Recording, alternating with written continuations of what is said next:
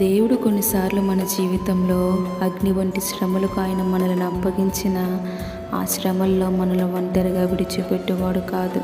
అగ్ని వంటి శ్రమలలో సైతము ఆయన మనకు తోడై ఉండేవాడు. మన చేయి పట్టి మనలను ముందుకు నడిపించేవాడు. 40 సంవత్సరాల అరణ్య యాత్రలో తన ప్రజలైన ఇశ్రాయేలీలను ఆయన ఎన్నడూ విడిచిపెట్టలేదు.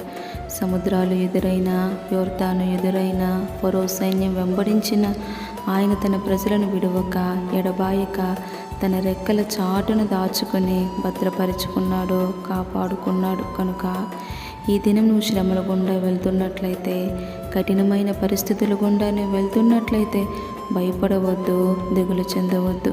నువ్వు జలములలో బడి నువ్వు వెళ్ళినా అవి నీ మీద పొర్లి పారవు, నదులలో బడి నువ్వు వెళ్ళినా అవి నిన్ను ముంచుజాలవు.